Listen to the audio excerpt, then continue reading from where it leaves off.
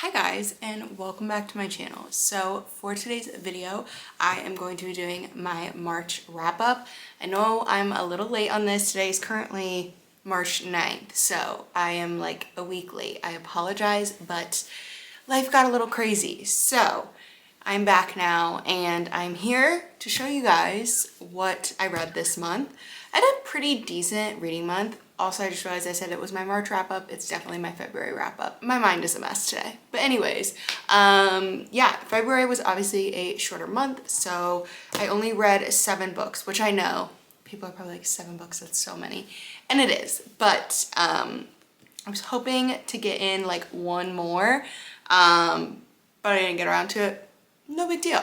Who cares? So today I'm going to show you guys what I read, give you my ratings, all of that. If you're interested in my stats for the month, I will put them up here. My pages read, my average rating, and the genres that I read. So without further ado, let's jump right in. The first book I read was Before We Were Strangers by Renee Carlino. This has been a book that I've been wanting to read for probably 2+ years. I feel like I heard about this when I first kind of started getting into reading, and I always put it on my what to read and just never got around to it. So I finally read it this month and I ended up giving it a 3.5 star. So this is a second chance romance where they dated in college and then now it's like 10 years, I want to say, after college, and they miss each other on the subway and now they're trying to find their way back to each other. There's also a misconnections written in here, like literally a Craigslist misconnections, which I thought was fun. This book came out in 2015, I think, but the time frame that it takes place in is like the early 2000s because you get flashbacks to them in college. And I don't know, I thought it was really fun to read about them living in New York. They both went to school and just the story of how they met and started dating and all of that. I really enjoyed that part. And then you also get flash forwards to their current life of them trying to find each other, things that they're sort of working through. It very much gave the energy of an early 2000s rom-com, and I really did enjoy that. I could very clearly envision the characters and just the way that it would be almost in like a movie setting. But because of that, there were a lot of parts that were very cheesy, very unrealistic, but it was still enjoyable. It was very much an escapism book. I've been reading a lot of fantasy, so this was nice to have a little bit of escapism and just get into a romance. Also, there were a lot of really, really good quotes in that book that I enjoyed a lot. Next up, I read the Caraval series, another series that has been on my want to read for quite some time. So there are 3 books in this series: Caraval, Legendary Finale. There's actually a 4th book that is like a novella, but I didn't read it. I don't know if you have to read it, but I personally didn't. So I gave the first book 3 stars and then the second 2 3.5 stars. Basically, Caraval is a magic game that happens every, I think it's like once a year maybe, or every 2 years, I can't remember. But Scarlett and her sister go to play this game, and basically just weird things happen, and kind of the whole point, at least of the first book, is that you don't really know what's going on because you're in Scarlett's point of view and she has no idea what's going on. She's playing this game, you're told don't believe everything you hear, like everything's a lie. So you're like very confused, and basically they're trying to win this so that way they can get away from their dad, which he's very abusive, and so they're hoping that if they win this, then they will be granted some sort of wish, and with that wish they would obviously get away from their father. So they're trying to win this game. Things are very weird. You have all these different characters, but you don't know who to trust. Scarlett doesn't know who to trust.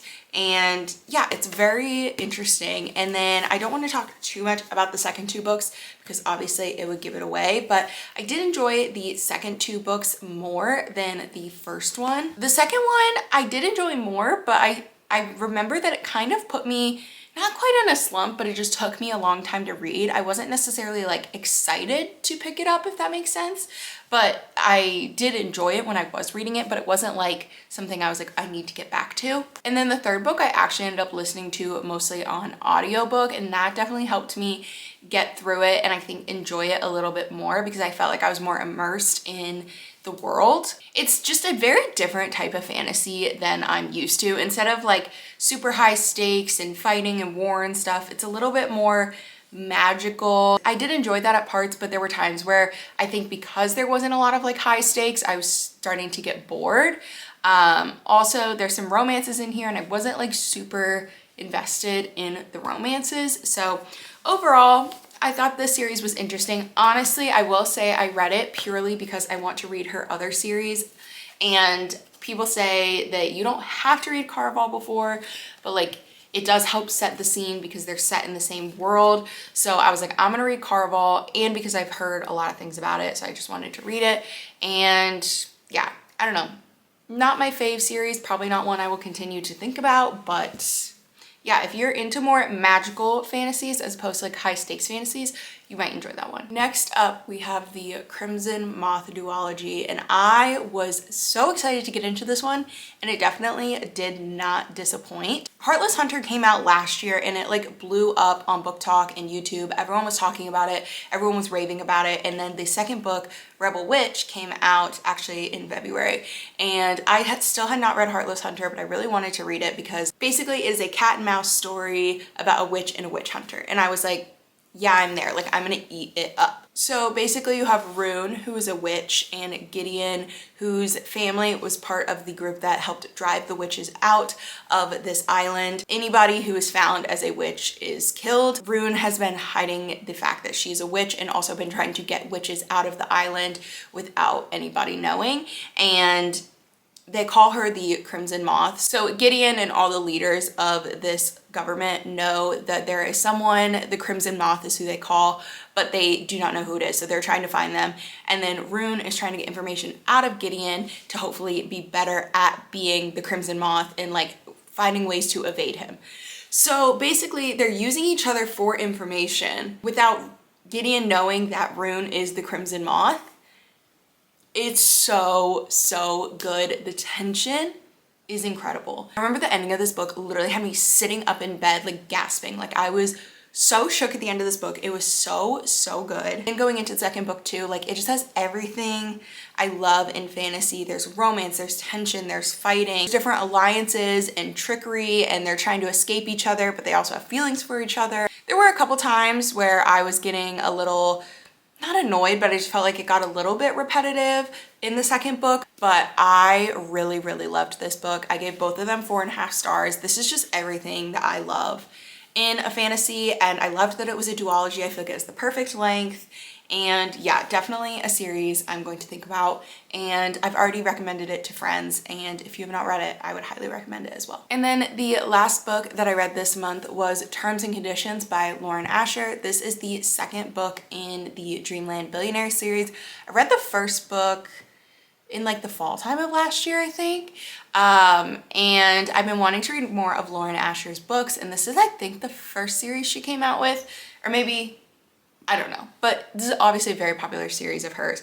And so I read Terms and Conditions, and I rated this one 3 stars. Honestly, not my favorite. So the premise of the Dreamland Billionaire series is there are 3 brothers, and their grandfather started basically, think Disney World. And so they have this huge inheritance, and once he dies, in order to get the inheritance, they each have to do this one task. So the first brother's task was he had to create a new land or world, part of Disney World. And then this brother, he is literally tasked with, you have to get married and have kids, which I didn't love that because I feel like it was forcing him into something that he didn't really want. He's very grumpy, very like, just leave me alone, whatever. But he was gonna basically be set up an arranged marriage just so he could get his inheritance. And then the woman that he was going to be married to backed out last minute, and his assistant stepped in and was like, oh, I'll marry you. And I was like, this seems odd. But I was like, whatever, go with it. Declan is so grumpy and so like actually genuinely mean at times. I did not like him for that aspect.